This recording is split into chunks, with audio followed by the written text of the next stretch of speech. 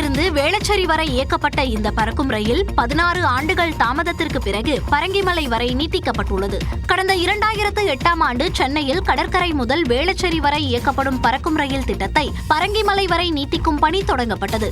நிலம் கையகப்படுத்துதல் உள்ளிட்ட பல்வேறு காரணங்களால் தாமதமான இந்த பணி 16 ஆண்டுகளுக்கு பிறகு நிறைவடைந்து தற்போது பயன்பாட்டிற்கு வந்துள்ளது. இந்நிலையில் சென்னை கடற்கரையில் இருந்து பரங்கிமலை வரை இயக்கப்பட்ட பறக்கும் ரயிலில் பொதுமக்கள் மகிழ்ச்சியுடன் பயணித்தனர். தாம்பரம் போனோம். இப்போ தாம்பரம் போனோம்னா பார்த்தீங்கன்னா ஆல்மோஸ்ட் 45 டு சென்னை டிராஃபிக்கில் உங்களுக்கே தெரியும் 1 hour மேலே ஆகிடும். But now around Velachery to Saint Thomas Mount within 10 to 15 minutes reach ஆகிட முடியுது. ஸோ நிறைய டைமும் நம்மளுக்கு சேவ் ஆகுது. பெருங்குடியிலேருந்து வரேன். நான் இங்கே தான் வேளச்சேரியில் இறங்கி பஸ் பிடிச்சி போனோம். இப்போ நான் போய் புழுதிவாக்கம் இறங்குவேன். கொஞ்சம் வசதியாக இருக்குது. திருவான்மியூர்லேருந்து வரேன். இந்த ட்ரெயின் கிட்டத்தட்ட நான் சின்ன வயசுல இருந்து நான் பார்த்துருக்கேன். எப்போ வரும்ன்ட்டு இப்போதான் வந்திருக்கு. இது இனிமே பொதுமக்களுக்கு நல்ல யூஸ்ஃபுல்லாக இருக்கும். புதிதாக கட்டி முடிக்கப்பட்ட ஆதம்பாக்கம் ரயில் நிலையத்தில் சில மாற்றங்கள் செய்ய வேண்டி இருப்பதால் அந்த ரயில் நிலையத்தில் மட்டும் பறக்கும் ரயில் நிற்காது. வேளச்சேரி பரங்கிமலை இடையே புழுதிவாக்கம் ரயில் நிலையத்தில் மட்டும் ரயில் நிற்கும்.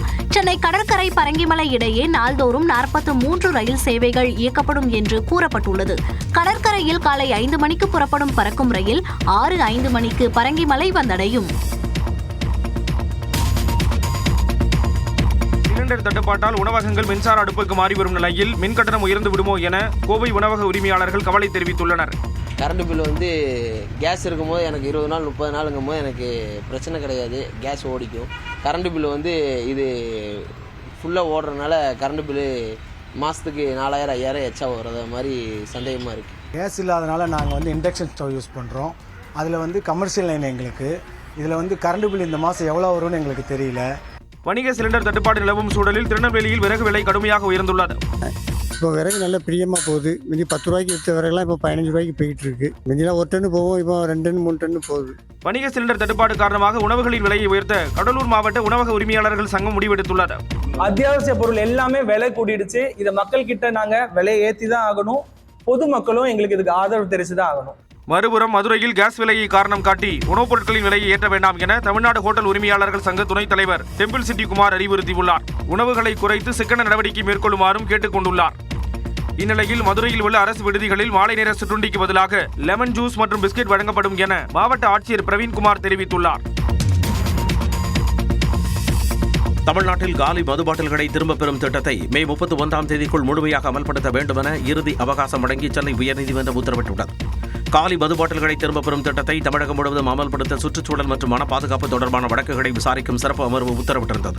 கடந்த முறை இந்த வழக்கு விசாரணைக்கு வந்தபோது 28 மாவட்டங்களில் இந்த திட்டம் முழுமையாக அமல்படுத்தப்பட்டுள்ளதாக கூறி அனைத்து மாவட்டங்களிலும் அமல்படுத்த தமிழக அரசு சார்பில் அவகாசம் கேட்கப்பட்டது. இதை ஏற்று 1 மாத கால அவகாசம் வழங்கி நீதிபதிகள் உத்தரவிட்டிருந்தனர். இந்நிலையில் இந்த வழக்கு நீதிபதிகள் சதீஷ்குமார் மற்றும் பரத சக்கரவர்த்தி அமர்வில் மீண்டும் விசாரணைக்கு வந்தது. அப்போது திட்டத்தை அனைத்து மாவட்டங்களிலும் முழுமையாக அமல்படுத்த மே மாதம் இறுதி வரை அவகாசம் வழங்க வேண்டும் என கோரிக்கை வைக்கப்பட்டது. இதை ஏற்றுக்கொண்ட நீதிபதிகள் மே 31ஆம் தேதி வரை இறுதி அவகாசம் வழங்குவதாகவும் அதற்குள் அமல்படுத்த தவறினால் அதன் பின் விற்கப்படும் ஒவ்வொரு பாட்டிலுக்கும் 10 ரூபாய் வீதம் சுற்றுச்சூழல் பாதிப்பு இழப்பீடாக டாஸ்மாக் நிர்வாகத்திடமிருந்து வசூலிக்க உத்தரவிடப்படும் எனவும் கூறினர். தூத்துக்குடி மாவட்டம் விடாத்திகுளம் அருகே வேடநத்தத்தில் மர்மமான முறையில் கொலை செய்யப்பட்ட 12ஆம் வகுப்பு மாணவியின் இல்லத்திற்கு கனிமொழி எம்பி அமைச்சர் கீதா ஜீவன் ஆகியோர் நேரில் சென்று ஆறுதல் கூறினர். ஆறுதல் கூறிவிட்டு வெளியே வந்த கனிமொழி எம்பியை கிராம மக்கள் திடீரென முற்றுகையிட்டு வாக்குவாதத்தில் ஈடுபட்டனர். அவர்களிடம் நிச்சயமாக உரிய நடவடிக்கை எடுக்கப்படும் என கனிமொழி உறுதியளித்தார்.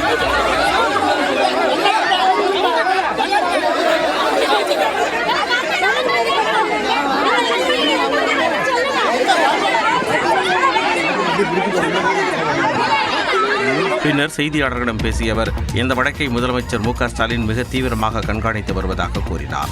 விரைவில் குற்றவாளிகளை விரைவில் கண்டுபிடிக்க வேண்டும் என்ற முனைப்போடு எல்லாரும் செயல்பட்டு இருக்காங்க. முதலமைச்சர் அதை தீவிரமாக கண்காணித்துக் கொண்டிருக்கிறார். காவல்துறையினர் முனைப்புடன் செயல்பட்டு வருவதால் குற்றவாளிகள் விரைவில் சட்டத்தின் முன் நிறுத்தப்படுவார்கள் என்றும் தெரிவித்தார். கரூர் சம்பவம் தொடர்பான விசாரணைக்கு நாளை ஆஜராக தவிக தலைவர் விஜய்க்கு சிபிஐ சம்மன் அனுப்பியிருந்த நிலையில் ஒருநாள் முன்னதாக இன்று மாலையே அவர் டெல்லிக்கு செல்கிறார். கரூரில் கடந்த செப்டம்பர் 27ஆம் தேதி விஜய் மேற்கொண்ட பரப்புரை கூட்டத்தின் போது ஏற்பட்ட நெரிசலில் சிக்கி குழந்தைகள், பெண்கள் என 41 பேர் பரிதாபமாக உயிரிழந்தனர். இந்த வழக்கு தொடர்பாக கடந்த ஜனவரி மாதம் 12 மற்றும் 19ஆம் தேதிகளில் டெல்லி சிபிஐ அலுவலகத்தில் தவிக தலைவர் விஜயிடம் விசாரணை நடந்தது. இந்நிலையில் டெல்லி சிபிஐ அலுவலகத்தில் மார்ச் 10ஆம் தேதி மீண்டும் ஆஜராக வேண்டும் என்று விஜய்க்கு சிபிஐ சம்மன் அனுப்பியது. ஏற்கனவே திட்டமிட்ட பணிகள் இருப்பதால் விஜய் விலக்கு கோரிய நிலையில் நாளை மீண்டும் ஆஜராக புதிய சம்மன் அனுப்பப்பட்டது. அதே சமயம் சென்னையில் ஆஜராக அனுமதி கோரியதையும் சிபிஐ நிராகரித்தது. இந்நிலையில் கரூர் கூட்ட நெரிசல் வழக்கு தொடர்பாக நாளை டெல்லி சிபிஐ அலுவலகத்தில் விஜய் ஆஜராகிறார். இதற்காக ஒரு நாள் முன்னதாக இன்று மாலை 3 மணியளவில் விஜய் டெல்லி புறப்படுகிறார். தமிழ்நாட்டின் அரசியல் களத்தை பரபரப்பாக்கிய செய்திகளை டாப் 5 அரசியல் செய்திகள் பகுதியில் பார்க்கலாம். வரும் சட்டப்பேரவைத் தேர்தலில் தாவேகா தனித்து களம் காண்பதா அல்லது கூட்டணி அமைப்பதா என ஆலோசனை மேற்கொள்ளப்பட்டதாக தகவல் வெளியாகியுள்ளது. சட்டப்பேரவைத் தேர்தல் நெருங்கும் சூழலில் அரசியல் கட்சிகள் கூட்டணி பேச்சுவார்த்தை, தொகுதி பங்கீடு, வேட்பாளர் தேர்வு என பரபரப்பாக இயங்கி வருகின்றன. இந்நிலையில் வரும் தேர்தலில் கூட்டணி அமைக்கலாமா, தனித்து களம் காணலாமா என மாவட்ட செயலாளர்களுடன் பொதுச் செயலாளர் ஆனந்த் ஆலோசனை நடத்தியதாக கூறப்படுகிறது. இதில் பெரும்பாலான மாவட்ட செயலாளர்கள் கூட்டணி அமைத்து தேர்தலை சந்திக்கலாம் எனவும், ஆனால் தாவேகாவிற்கு உரிய அங்கீகாரமும் அதிக அளவிலான தொகுதிகளும் ஒதுக்க வேண்டும் எனவும் கருத்து கூறியதாக தகவல்கள் தெரிவிக்கின்றன. இதையடுத்து தனித்து நின்றாலும் 234 தொகுதிகளிலும் கடுமையாக உடைக்க வேண்டும் என ஆனந்த் அறிவுறுத்தியதாக கூறப்படுகிறது. இந்நிலையில் சென்னை பல்லவன் சாலையில் பல்வேறு கோரிக்கைகளை முன்வைத்து அண்ணா தொழிற்சங்கம் சார்பில் போராட்டம் நடைபெற்றது. இதில் பங்கேற்ற பின் செய்தியாளர்களிடம் பேசிய முன்னாள் அமைச்சர் ஜெயக்குமார், அதிமுக தாவேகா கூட்டணி அமைய வாய்ப்புள்ளதா என்ற கேள்விக்கு பதிலளித்தார். யார் வேண்டுமானாலும் எங்க தலைமையை ஏற்றுக்கிட்டு திமுக வீழ்த்த வேண்டும் என்ற அந்த ஒத்த கருத்துடையவர்கள் எங்களோடு வரலாம். எங்களுக்கு எந்த நோக்கம். அதிமுக தான் தலைமை என்றும் ஜெயக்குமார் அழுத்தம் திருத்தமாக கூறினார். திமுக கூட்டணியில் கொங்கு நாடு மக்கள் தேசிய கட்சிக்கு 2 தொகுதிகள் ஒதுக்கீடு செய்யப்பட்டுள்ளன. சட்டமன்ற தேர்தலையொட்டி தொகுதி பங்கீடு பணியை திமுக தீவிரப்படுத்தியுள்ளது. அந்த கூட்டணியில் உள்ள கொங்கு நாடு மக்கள் தேசிய கட்சி கடந்த முறை 3 தொகுதிகளில் போட்டியிட்ட நிலையில் தற்பொழுது 2 தொகுதிகள் அக்கட்சிக்கு வழங்கப்பட்டுள்ளது. இதற்கான உடன்பாட்டில் திமுக தலைவர் மு.க. ஸ்டாலின் மற்றும் கோமாதேக பொதுச் செயலாளர் ஈஸ்வரன் ஆகியோர் கையெழுத்திட்டனர். புதிதாக கட்சிகள் வந்திருக்கிற காரணத்தினால் அதற்கு தகுந்தாற்போல எல்லா கட்சிகளும் தொகுதிகளை முடிந்த அளவு குறைத்துக் கொள்ள வேண்டும் என்ற அந்த விஷயத்தை எங்களோடு பகிர்ந்து கொண்டார்கள். அந்த 2 தொகுதிகளிலும் உதயசூரியன் சின்னத்திலே போட்டியிடுவதென்றும் ஒப்புக்கொண்டிருக்கிறோம். இந்நிலையில் கம்யூனிஸ்ட் கட்சிகளுடன் தொகுதி பங்கீடு தொடர்பாக சனிக்கிழமை என்று திமுக பேச்சுவார்த்தை நடத்தவுள்ளது. ஏற்கனவே காங்கிரஸ், மதிமுக, IUML, மனிதநேய மக்கள் கட்சியுடன் திமுக தொகுதி பங்கீட்டை முடித்துள்ளது குறிப்பிடத்தக்கது. நடிகர் ரஜினிகாந்தை யாரும் மிரட்ட முடியாது. எந்த மிரட்டலுக்கும் அவர் அடிபணிய மாட்டார் என்பது நாடறிந்த உண்மை. திமுகவின் அச்சுறுத்தலால் தான் ரஜினிகாந்த் அரசியலிருந்து விலகியதாக தாவேக நிர்வாகி ஆதவ் அர்ஜுனா கூறியது தொடர்பாக அமைச்சர் ரகுபதி இவ்வாறு பதிலளித்தார். புதுக்கோட்டையில் செய்தியாளர்களை சந்தித்த அவர் திமுகவின் நண்பர் ரஜினி என்றார். திமுக மிரட்டியது என்று சொல்லுவது அப்பட்டமான பொய்யே. அதை இன்னைக்கு விஜய் கட்சிக்காரங்க சொல்றாங்கன்னா அரசியல் ஆதாயம் தேடி அவர்கள் அப்படி ஒரு குற்றச்சாட்டை சொல்லலாம். மதுரை விமான நிலையத்தில் செய்தியாளர்களை சந்தித்த விசிக தலைவர் திருமாவளவன், ஆட்சி, அதிகாரம் போன்றவற்றுக்கு ரஜினிகாந்த் அப்பாற்பட்டவர் என்றார். இந்த அரசியலில் வலதுசாரிகளின் சங் பரிவார்களின் தலையீடு, அவர்களின் ஆதிக்கம் மேலோங்கி வருகிற சூழலில் அது நமக்கு உகந்ததல்ல என்று தீர்க்க தரிசனமாக உணர்ந்து அதை அவர் கைவிட்டு விட்டார் என்பதுதான் உண்மை. எனவே அவரை திமுக அச்சுறுத்தியது என்பதும் கற்பனை, அதற்காக அவர் அச்சப்பட்டு பின்வாங்கினார் என்பதும் கற்பனை. அது ரஜினி அவர்களின் ஆளுமையையே கொச்சைப்படுத்தக்கூடிய ஒரு விமர்சனம். மேலும் ரசிகர்களுக்காகவே ரஜினிகாந்த் அரசியலுக்கு வர நினைத்தார் என்றும் திருமாவளவன் கூறினார்.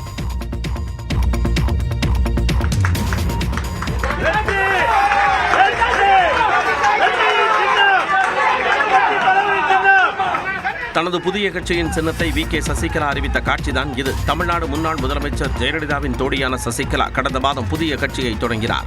இந்நிலையில் போயஸ் தோட்டத்தில் உள்ள தனது இல்லத்தில் செய்தியாளர்களை சந்தித்த அவர் தனது கட்சியின் பெயரை அறிவித்தார். தலைவர் மேலேயும் அம்மா மேலேயும் பற்றுள்ள ஒரு தொண்டர் ஒரு கட்சியை ஆரம்பித்திருக்கிறார். அவருடைய ஆரம்பித்த கட்சியை நான் என்னை இணைத்துக் கொண்டுள்ளேன். அந்த கட்சியினுடைய பெயர் அனைத்திந்திய புரட்சித் தலைவர் மக்கள் முன்னேற்ற கழகம். தொடர்ந்து பேசிய சசிகலா கூட்டணி நிலைப்பாடு குறித்த கேள்விக்கும் பதிலளித்தார். எப்போதுமே தனி மரம் தோப்பு ஆகாது. நான் தான் சொல்லிட்டேனுங்க. அதாவது எங்களுடன் ஒரே கருத்துள்ள கட்சிகள் இணைந்து நாங்கள் செயல்படுவோம். எடப்பாடி பழனிசாமிக்கான எதிர்ப்புகள் நீங்கிவிட்டதாக அதிமுகவினர் கூறுவது குறித்து பதிலளித்த சசிகலா, அது தேர்தல் முடிவில் தெரிய வரும் என்றார். புதுச்சேரி தேசிய ஜனநாயக கூட்டணியில் என்ஆர் காங்கிரஸ் 16 தொகுதிகளில் போட்டியிடும் எனவும் பாஜக 14 இடங்கள் எனவும் அறிவிக்கப்பட்டுள்ளது. புதுச்சேரியில் ஆளும் கூட்டணி தலைவர்களான முதலமைச்சர் ரங்கசாமியும் பாஜக மாநில பொறுப்பாளர் மன்சுக் மாண்டவியா, மேலிட பொறுப்பாளர் நிர்மல்குமார் சுரானா ஆகியோர் இணைந்து ஆலோசனை நடத்தினர். 30 நிமிட பேச்சுவார்த்தைக்கு பிறகு செய்தியாளர்களை சந்தித்த ரங்கசாமி பேச்சுவார்த்தை சுமூகமாக இருந்ததாக கூறினார்.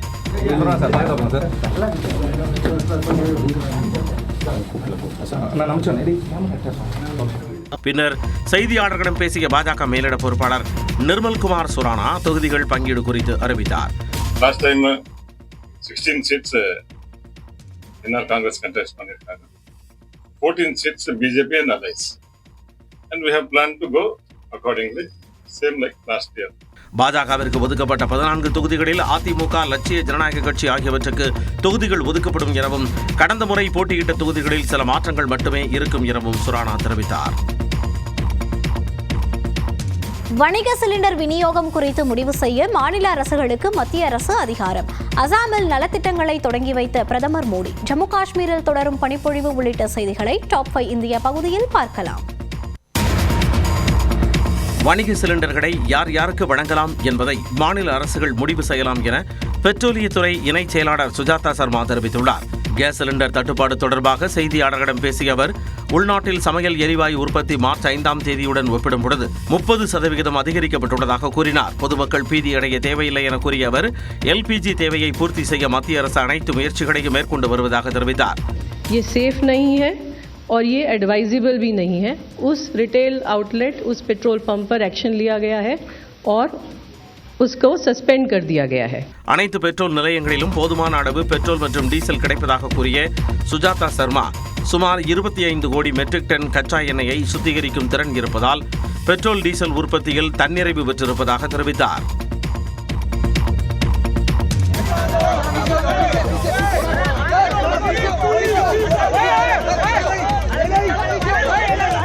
நாடு தழுவிய அளவில் நிலவும் கேஸ் சிலிண்டர் தட்டுப்பாட்டை போக்க வலியுறுத்தி நாடாளுமன்ற வளாகத்தில் எதிர்க்கட்சி எம்பிக்கள் போராட்டத்தில் ஈடுபட்டனர்.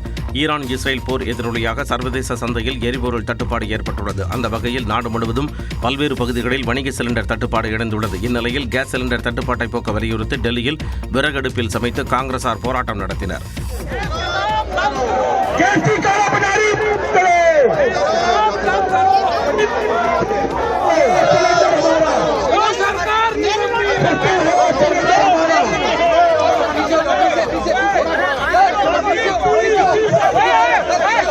உத்தரப்பிரதேச மாநிலம் ஆபூர் மாவட்டத்தில் சமாஜ்வாதி கட்சி பிரமுகர் அப்துல் ரஹ்மான் என்பவரது வீட்டில் 55 சமையல் எரிவாயு சிலிண்டர் பதுக்கி வைத்திருந்தது தெரியவந்தது. அனைத்து சிலிண்டர்களையும் காவல்துறையினர் பறிமுதல் செய்தனர். புதுச்சேரியில் சமையல் எரிவாயு அலுவலகத்தில் திடீரென ஆய்வு செய்த உணவு பாதுகாப்புத்துறை அதிகாரிகள் வீட்டு உபயோக சிலிண்டரை வர்த்தகத்திற்கு பயன்படுத்தினால் கடும் நடவடிக்கை எடுக்கப்படும் என எச்சரித்தனர். இந்நிலையில் சிலிண்டர் தட்டுப்பாட்டை கண்டித்து எதிர்க்கட்சித் தலைவர் சிவா தலைமையில் திமுகவினர் காலி சிலிண்டர்களுடன் போராட்டம் நடத்தினர்.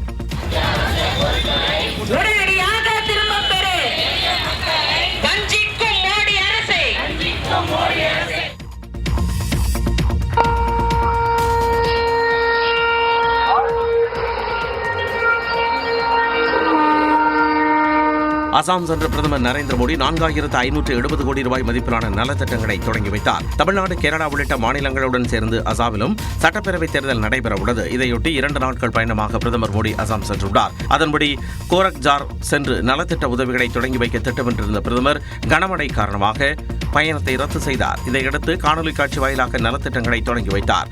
பின்னர் கவுஹாத்தியில் நடைபெற்ற நிகழ்ச்சியில் பங்கேற்று உரையாற்றிய பிரதமர் மோடி போரினால் ஏற்பட்ட நெருக்கடியில் காங்கிரஸ் தவறான தகவல்களை பரப்புவதில் மும்முரமாக இருப்பதாக குற்றம் சாட்டினார்.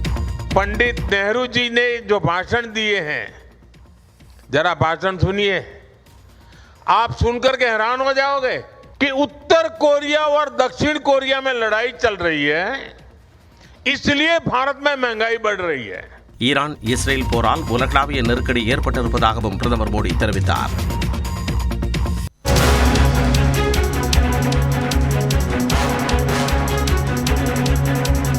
தங்கம் விலை சவரனுக்கு 1120 ரூபாய் குறைந்திருக்கிறது. ஒரு சவரன் தங்கம் 1,18,080 ரூபாய்க்கு விற்பனை செய்யப்படுகிறது. தங்கத்தின் விலை குறைந்திருக்கிறது. தங்கம் விலை சவரனுக்கு 1120 ரூபாய் சரிவடைந்திருக்கிறது. ஒரு சவரன் தங்கம் 1,18,080 ரூபாய்க்கு விற்பனையாகிறது. கடந்த சில நாட்களாக தங்கத்தின் விலையானது குறைந்து வருகிறது. வெள்ளி விலை கிராமுக்கு 10 ரூபாய் குறைந்து 280 ரூபாய்க்கு விற்பனையாகிறது. வெள்ளி விலையும் குறைந்திருக்கிறது. தங்கம் விலை சவரனுக்கு 1120 ரூபாய் குறைந்திருக்கிறது. முக்கிய செய்தியை பார்த்து வருகிறோம். வெள்ளி மற்றும் தங்கத்தின் விலை சரிவடைந்திருக்கிறது. ஒரு சவரன் தங்கம் 1,18,080 ரூபாய்க்கு விற்பனையாகிறது.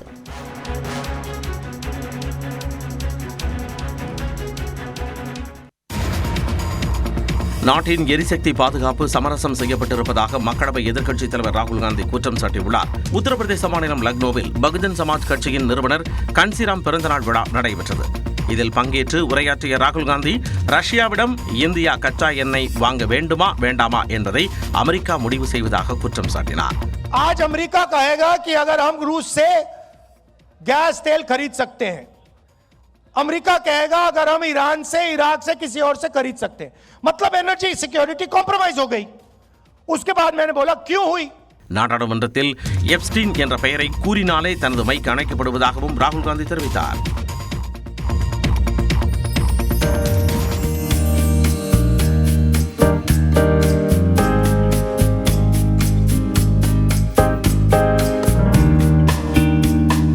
காஷ்மீரின் கார்கில் மாவட்டத்தில் பெய்து வரும் பனிப்பொழிவில் குழந்தைகள் மகிழ்ச்சியாக ஓடி விளையாடும் காட்சிதான் இது. ஜம்மு காஷ்மீரின் லடாக், கார்கில், சோனாமார்க், லே உள்ளிட்ட பல்வேறு பகுதிகளில் கடும் பனிப்பொழிவு நிலவி வருகிறது. கார்கில் மாவட்டத்தின் டிராஸ் பகுதி பனி சூழ்ந்து கனவு உலகம் போல காட்சியளிக்கிறது.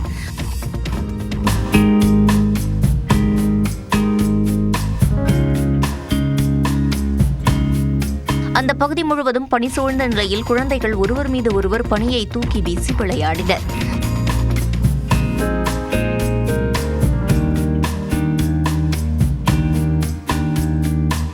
சாலைகள் முழுவதும் பனி படர்ந்துள்ளதால் எல்லை சாலை அமைப்பினர் மாவட்ட நிர்வாகத்துடன் இணைந்து பனியை அகற்றும் பணியில் ஈடுபட்டனர்.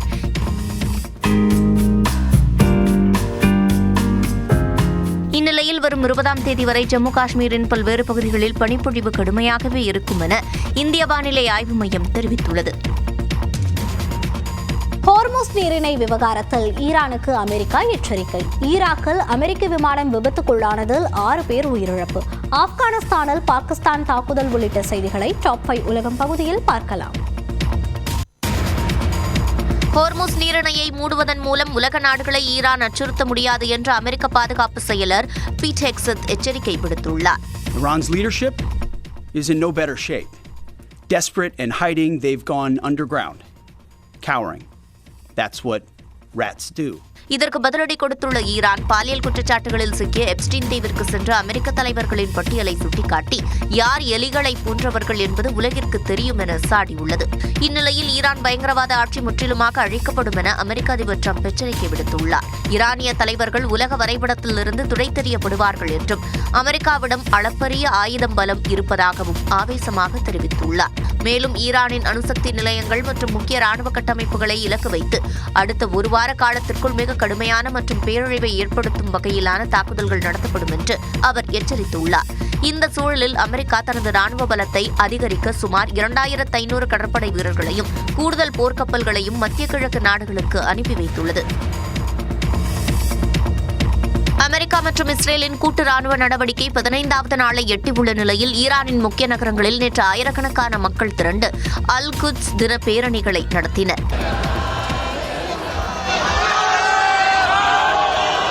துபாயில் உள்ள உலகின் மிக உயர்ந்த கட்டிடமான பூர்ஜ் கலிஃபா அருகே பறந்து வந்த ஈரானிய ட்ரோனை ஐக்கிய அரபு அமீரகத்தின் வான் பாதுகாப்பு அமைப்புகள் இடைமறித்து அழித்தன.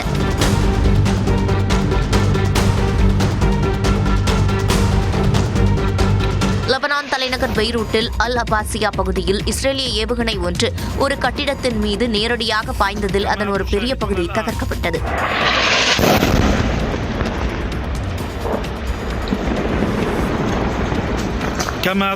பெய்ரூட்டில் மிக தாழ்வாக பறந்த இஸ்ரேலிய விமானங்கள் ஆயிரக்கணக்கான துண்டு பிரசுரங்களை வீசின. இந்த பிரசுரங்களில் லெபனானின் எதிர்காலம் உங்கள் கையில், ஹிஸ்புல்லாவை நிராயுதபாணியாக்குங்கள் போன்ற வாசகங்களுடன் QR கோடுகள் அச்சிடப்பட்டிருந்தன. லெபனான் ராணுவம் தனது குடிமக்களுக்கு விடுத்துள்ள அவசர எச்சரிக்கையில் அந்த QR கோடுகளை எக்காரணம் கொண்டும் ஸ்கேன் செய்ய வேண்டாம் என்று அறிவுறுத்தியுள்ளது. ஈரான் இஸ்ரேல் போருக்கு இடையே ஈராக் வான்பரப்பில் பறந்து கொண்டிருந்த அமெரிக்காவின் KC-135 ரக எரிபொருள் நிரப்பும் விமானம் விபத்துக்குள்ளானது. இதில் பயணம் செய்த 6 வீரர்களும் உயிரிழந்ததை அமெரிக்க மத்திய கட்டளையகம் உறுதிப்படுத்தியது. இது எதிரி நாட்டு தாக்குதலால் நடக்கவில்லை என்றும் தெரிவிக்கப்பட்டுள்ளது. இந்நிலையில் ஹோர்முஸ் நீரிணையை ஈரான் மூடியுள்ளதால் சர்வதேச சந்தையில் கச்சா எண்ணெய் விலை ஒரு பேரலுக்கு $100 தாண்டியுள்ளது. போருக்கு மத்தியிலும் ஹோர்முஸ் நீரிணை வழியாக இந்தியாவுக்கு சொந்தமான 2 LPG டேங்கர் கப்பல்கள் செல்ல ஈரான் அனுமதி அளித்தது. You can see the future because we believe that Iran and India are friends. இந்த கச்சா எண்ணெய் கப்பல் போர் பதற்றங்களுக்கு மத்தியிலும் வெற்றிகரமாக ஹோர்முஸ் நீரிணையை கடந்து இன்று இந்தியாவை வந்தடைய உள்ளது. முதல் கப்பல் புறப்பட்ட 6 மணி நேரத்திற்கு பிறகு 2வது கப்பலும் கடந்து செல்ல அனுமதி வழங்கப்பட்டதாக கூறப்படுகிறது. இது இந்தியாவில் நிலவும் சமையல் எரிவாயு தட்டுப்பாட்டை போக்க உதவும் என எதிர்பார்க்கப்படுகிறது. ஈரானுக்கு ஆதரவாக இருக்கும் ஹிஸ்புல்லா அமைப்பினரை குறிவைத்து லெபனானில் இஸ்ரேல் தாக்குதல் நடத்தி வருகிறது. சிடோன் பகுதியில் நடத்தப்பட்ட தாக்குதலில் குடியிருப்புகள் கடுமையாக சேதமடைந்தன.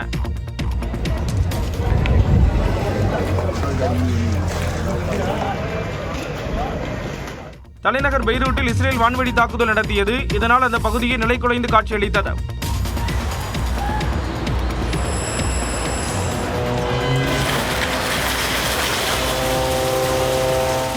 இந்நிலையில் லெபனான் எல்லையில் இஸ்ரேல் தொடர்ந்து தனது படையை குவித்து வருவதால் பதற்றம் அதிகரித்து வருகிறது. இதற்கிடையில் ஈராக்கில் உள்ள பிரான்ஸ் குர்திஸ்தான் கூட்டு ராணுவ தளத்தில் ட்ரோன் தாக்குதல் நடத்தப்பட்டுள்ளது.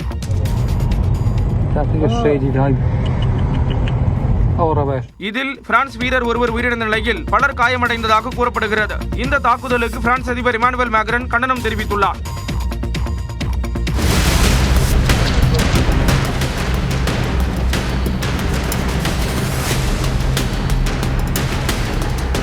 ஆப்கானிஸ்தானில் உள்ள கந்தஹார் விமான நிலையம் அருகே பாகிஸ்தான் நடத்திய தாக்குதலால் இந்த எரிபொருள் கிடங்கு கொழுந்துவிட்டு எரிவதாக தாலிபான் குற்றம் சாட்டியுள்ளது. பாகிஸ்தான் ஆப்கானிஸ்தான் இடையே கடந்த சில மாதங்களாக எல்லை சண்டை தீவிரமடைந்து வருகிறது. இரு நாடுகளிடையே சமாதானத்தை ஏற்படுத்த சீனா முயற்சி மேற்கொண்டு வரும் நிலையில் ஆப்கானிஸ்தான் மீது பாகிஸ்தான் வான்வழி தாக்குதல் நடத்தியது. இதில் கந்தஹார் விமான நிலையம் அருகே உள்ள எரிபொருள் கிடங்கு கொழுந்துவிட்டு எரிந்தது.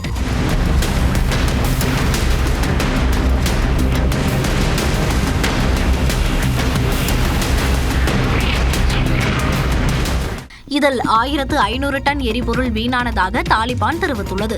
மேலும் காபூல் மற்றும் கிழக்கு பிராந்தியத்தில் உள்ள நங்கர்ஹரில் பாகிஸ்தான் நடத்திய தாக்குதலில் குழந்தைகள் உட்பட 6 பேர் உயிரிழந்ததாகவும் தாலிபான் குற்றம் சாட்டியது. இந்நிலையில் பயங்கரவாத முகாம்கள் மீது மட்டுமே குறிவைத்து தாக்குதல் நடத்தியதாக தாலிபான் விளக்கம் அளித்துள்ளது. டாப் 5 பல்சுவை செய்திகளை பார்க்கலாம். மேடம், நீங்களும் விஜய் சாரும் கலந்துட்டு ஒரு நிகழ்ச்சி வந்து பெரும் சர்ச்சையா இருக்கு. இது குறித்து மேடம். சென்னை விமான நிலையம் வந்த நடிகை திரிஷா தாவேக தலைவர் விஜய் குறித்த கேள்விக்கு பதிலளிக்காமல் மௌனமாக சென்ற காட்சிகள் தான் இது. சென்னையில் கடந்த வாரம் நடைபெற்ற தயாரிப்பாளர் கல்பாத்தி சுரேஷ் இல்ல திருமண விழாவில் நடிகர் விஜய் மற்றும் நடிகை திரிஷா இருவரும் ஒரே காரில் ஒரே நிற ஆடையில் ஜோடியாக பங்கேற்றது பேசுபொருளானது. இந்நிலையில் மும்பை செல்வதற்காக சென்னை விமான நிலையம் வந்த நடிகை திரிஷாவிடம் செய்தியாளர்கள் அது குறித்து கேள்வி எழுப்பிய போது அதற்கு எந்த பதிலும் அளிக்காமல் நடிகை திரிஷா அமைதியாக சென்றார்.